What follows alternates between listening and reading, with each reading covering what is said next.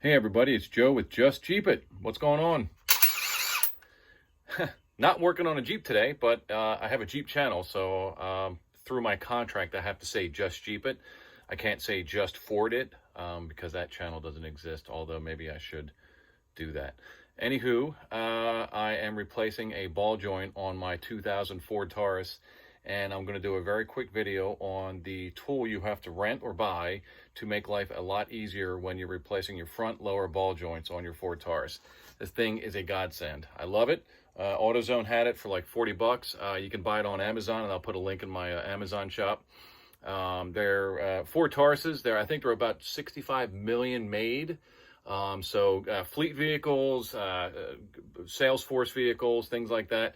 The thing's never died. My Ford Taurus has about 346,000 miles on it. Drive it to and from Baltimore when I'm not driving my Jeep. So the thing's a tank.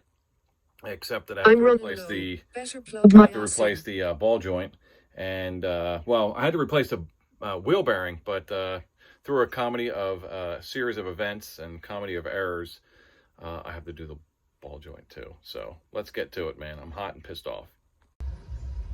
Took the Ford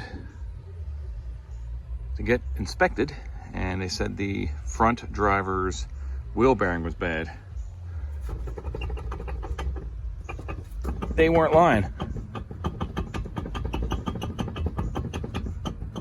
I think it's the original equipment.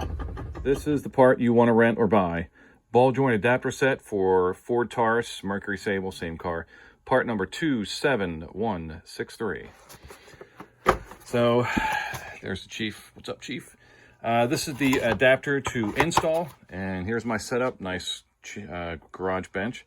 There's my adapter to install. I'm sorry, Jesus. Those are the tools and the whatevers. I don't know what the hell I'm even saying. This is what you use to take the ball joint off. And we're going to do this live fire test. I got to turn the right way? Yeah, I think so. So, put your ball joint press on there, the little adapter. It pushes out this way. Let's go.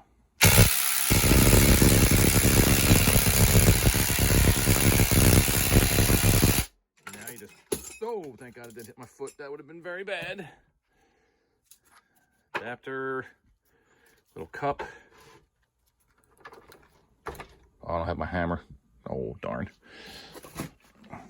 Yoink, yoink. Out. Cool. So instead of messing with the ball joint cups and all that nonsense, you just have to take the little C-clip out, send her home. And there's the ball joint right on the floor. You can see here, it's just a mess.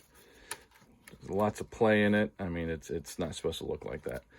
So we're going to go ahead and install it next. Okay, so installing is super easy too. Just take the other piece that came with the tool, and usually I put some anti-seize on here. I didn't this time because it's on the other side of the garage, and I don't feel like going there. And then instead of using the gun, because I want to make sure it kind of goes in straight, I can control it a little bit better. Let's see if I can do this with one hand here. My vise is really not good.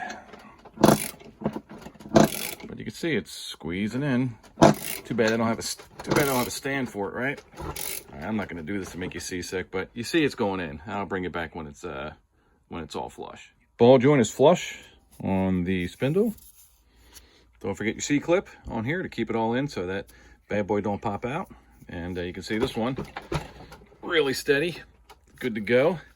Since we have it out, I'll jam in that ball joint. I'm sorry, I'll jam in that wheel bearing. Hello in there. And then we're done. So like I said, quick video. This job took 13 times as long. Doing a Jeep wheel bearing is super easy. This was a real pain in the ass.